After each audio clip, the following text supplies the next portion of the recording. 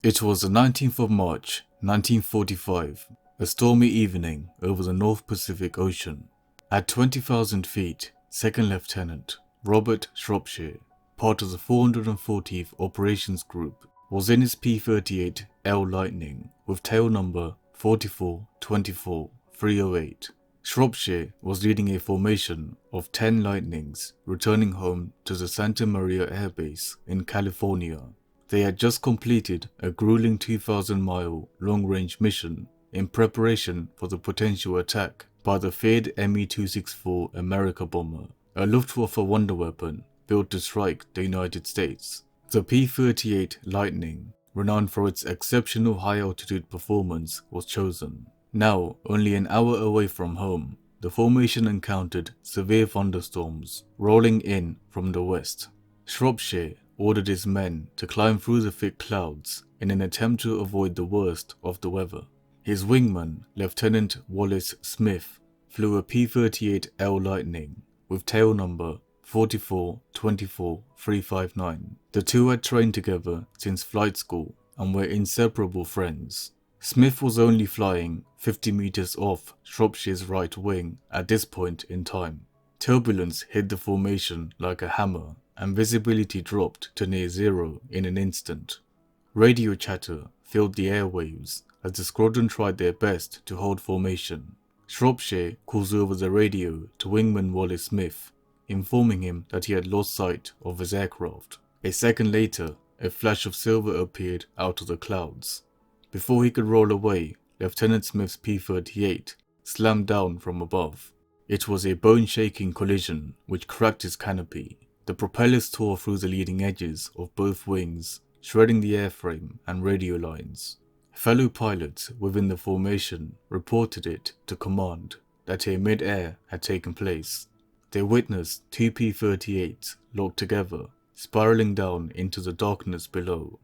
Moments like this always makes me think about how quickly things can fall apart. It reminds me of a time a few years ago when I felt completely overwhelmed. I was juggling work, studies, and caring for a family member who wasn't doing so well. I kept telling myself I could handle it on my own until I couldn't. It's not so different from what these pilots must have felt, fighting against something bigger than themselves. Which brings me to our partnership with BetterHelp. BetterHelp is on a mission to make starting therapy easier. They will connect you with a credentialed therapist who's trained to listen and offer helpful, unbiased advice. You just fill out a short questionnaire and get matched with someone as soon as possible. And if it's not the right fit, you can switch anytime at no extra cost. It's been really helpful to have someone outside my usual circle to talk to. So if you've ever thought about trying therapy or you just wanted to understand yourself better, you can get 10% of your first month by going to betterhelp.com/FlakAlley. Fortunately, Shropshire's aircraft was equipped with a backup antenna beneath the fuselage, allowing his frantic transmissions to be heard by the rest of the formation.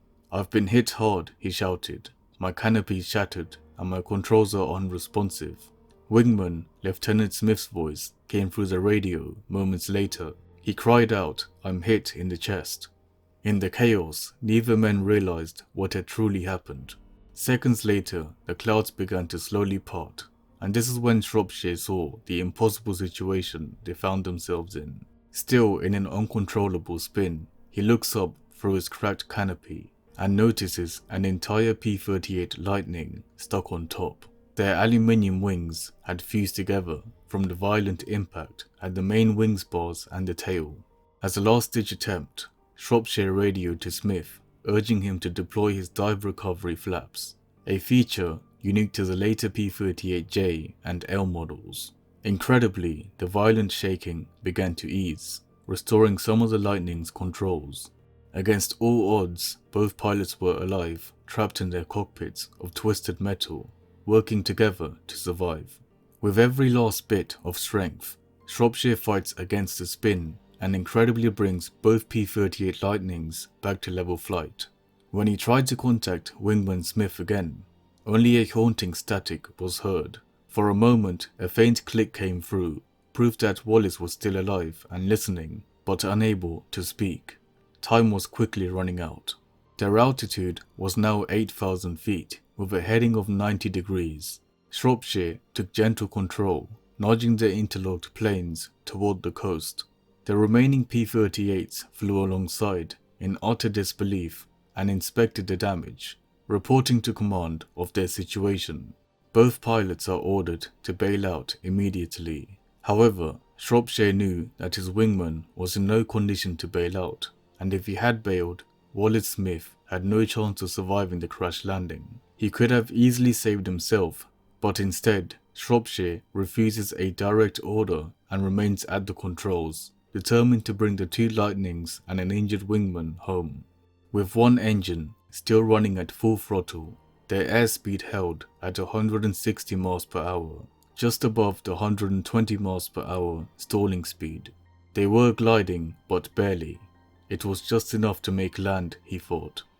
At 4,000 feet, only 20 minutes from home, another storm front appeared.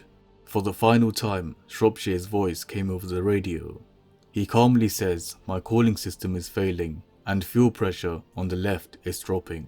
Seconds later, the twin Lightnings are seen rolling gently to the left as they disappeared into the dark Pacific below.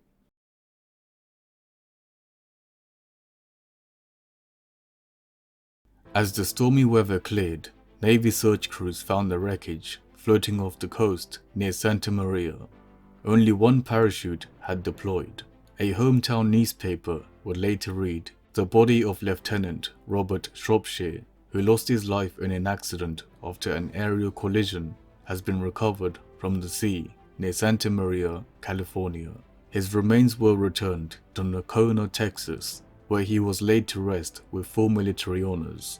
Even as both aircraft fell helplessly from the sky, Lieutenant Robert Shropshire refused to abandon his wounded wingman. Trapped in an impossible situation, he chose loyalty over orders, staying by his friend's side until the very end.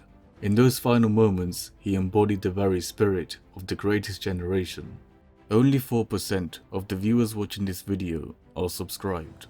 It takes many weeks and countless hours to write and produce these videos, but it takes just a second of your time to click that subscribe button. It's completely free, but helps us out immensely in bringing this content to you. Thanks for watching, stay safe.